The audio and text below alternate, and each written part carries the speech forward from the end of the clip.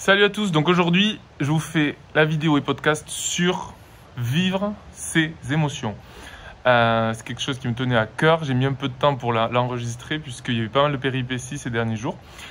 Donc déjà, on va parler de ces émotions, ce que c'est de vivre ces émotions. Ensuite, je vais vous raconter une expérience de manière à ce que vous matérialisez et les solutions que vous pouvez mettre en place immédiatement. Donc déjà, vivre, le mot vivre, c'est quoi? C'est être en vie. Quand vous êtes en vie, vous existez. Aujourd'hui, vous êtes vivant, vous êtes là, donc vous pouvez vivre. Ça veut dire vivre quelque part, ça veut dire vivre en couple, ça veut dire vivre une expérience, ça peut être aussi vivre seul ou avec d'autres personnes. Une émotion, c'est encore autre chose, j'ai attrapé la définition. Donc c'est une conduite réactive, réflexe, involontaire, vécue simultanément au niveau du corps, d'une manière plus ou moins violente, et sur la base de la douleur ou du plaisir. Ce qui signifie, si on résume, vivre ses émotions, c'est être en vie du plaisir ou de la douleur, si on résume. Donc, vous vivez vos émotions, ça veut dire que vous vivez avec des choses plaisantes et avec des choses plus tristes et plus négatives. Là, ce qui s'est passé les derniers jours, ce qui a fait que j'ai mis du temps à enregistrer, c'est que là, on vient de perdre mon oncle d'un infarctus massif. Donc, il est parti hyper vite. On a su ça et l'heure d'après, c'était terminé.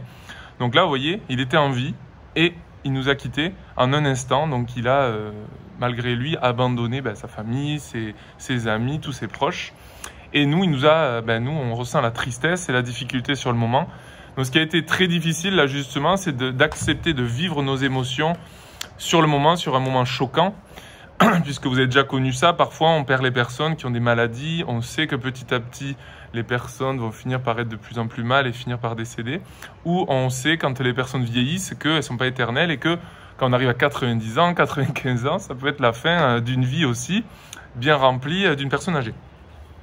Bon là, ça a été dur et honnêtement, pour vous expliquer, ce moment de vivre ces émotions, là quand il y a eu ça, c'est on doit accepter d'être triste, malheureux. C'est horrible, c'est vraiment la catastrophe, la fin du monde et c'est vrai sur le moment. Du coup, on pleure, on est très malheureux, on ressent le malheur des autres. Donc, vous vivez l'émotion à ce moment-là. Et là, je voulais vous parler d'une autre anecdote, du coup, pour justifier ce système de vivre ces émotions. Puisque parfois, on accepte de vivre plus facilement la joie que la tristesse. Prendre un exemple bête, Vous avez un enfant à Noël, imaginez, il a 14 ans là, il adore les jeux vidéo, tous ses potes ont une PS5 et lui il n'a pas la PS5.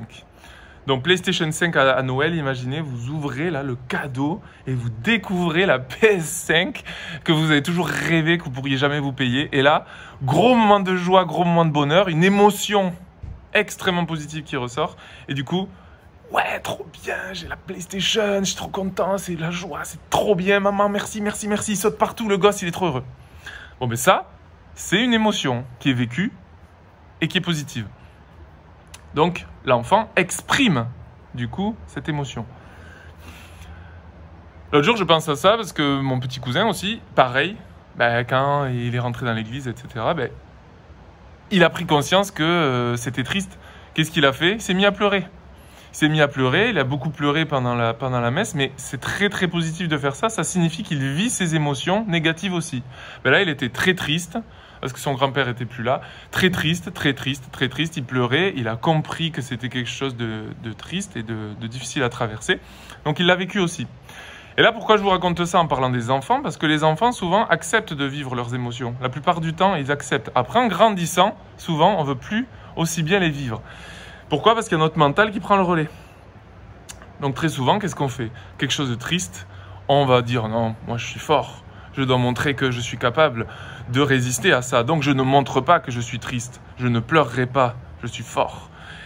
Et du coup, si vous ne vivez pas vos émotions sur le moment, je vous garantis qu'elles vont vous poursuivre et vous allez devoir les vivre plus tard parce que ça va vous faire souffrir.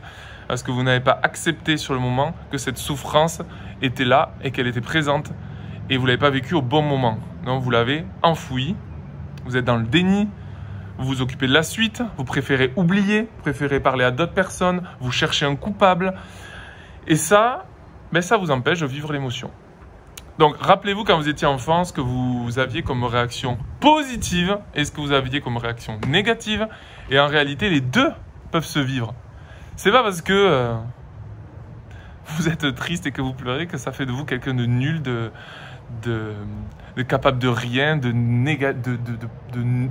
naze en fait. Vous n'êtes pas une merde parce que vous êtes triste à un moment donné. D'ailleurs, entre parenthèses, on peut pleurer de joie, ça n'y a pas de problème, on peut pleurer aussi de tristesse.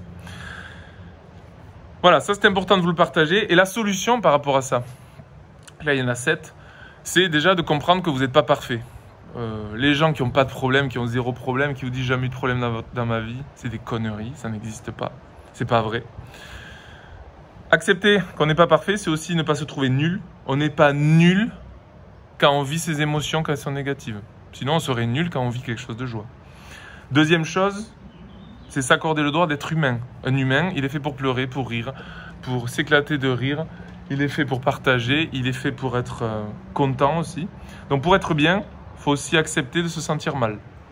C'est assez basique, mais pour être bien, il faut accepter de se sentir mal. La troisième chose, c'est trouver le juste milieu. Trouver un équilibre avec vos émotions. Il y a la possibilité de les reconnaître et d'agir en fonction de vos valeurs, de votre état du moment. Donc des fois vous êtes triste, ça fait chier, et des fois vous êtes plus triste et ça va mieux. Vous êtes joyeux et puis vous êtes moins joyeux.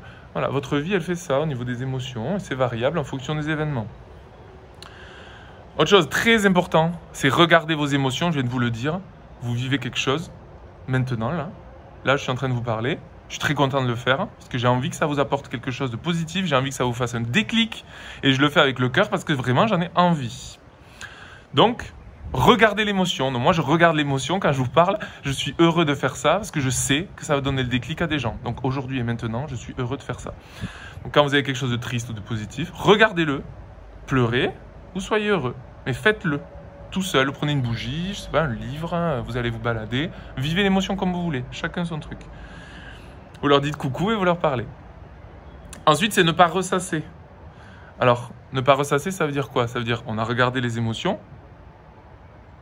Si on n'a pas regardé ces émotions, on va ressasser. C'est-à-dire, ah ouais, mais du coup, je suis triste toutes les semaines le lundi parce que c'était le lundi que mon mari est décédé. Tous les lundis, je suis pas bien. Tous les lundis, je suis pas bien. Donc là, ça s'appelle ressasser. C'est plus regarder l'émotion et la vivre. Hein. Ça veut dire que ça n'a pas été fait. Vous revivez et vous ressassez un truc négatif. Donc, vous ne sortez jamais de la douleur, en clair. Donc ça, on oublie.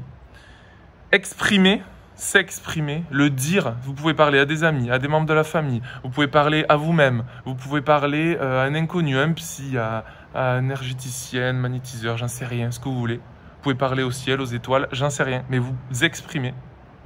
Et la dernière chose, c'est ne pas se résigner. C'est-à-dire vous dire qu'il y a de l'espoir et qu'on peut s'en sortir. Que c'est pas mal de vivre les émotions. Personne n'est nul, personne n'est naze, personne n'est pourri. Je vous garantis qu'il y a des gens qui pleurent dans leur lit, qui ne vous le montrent jamais. Donc vous pouvez aussi, vous aussi, pleurer dans votre lit, mais vous pouvez aussi pleurer avec les autres personnes. Voilà, ça fait juste de vous quelqu'un de vulnérable. C'est quand même ce qui est important.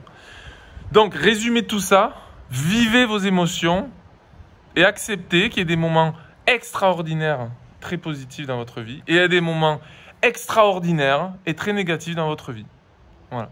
Je voulais vous partager ça, je n'étais pas très fort cette semaine parce que j'étais quand même à plat, complètement à plat avec ce qui s'est déroulé. Après maintenant je remonte en énergie, j'ai vécu l'émotion, j'étais triste, je le suis toujours un peu, mais je suis de moins en moins parce que j'ai des choses à faire avancer et je veux soutenir les autres et je veux vous faire progresser à tous. Et vraiment, voilà, on doit vivre pour ceux qui sont plus là et on continue notre route et on avance. Voilà, c'est ce que je voulais vous partager, j'espère que ça vous a plu et je vous fais aussi l'article que vous aurez sur le site internet, sur la rubrique blog. Je vous souhaite un bon week-end et à bientôt.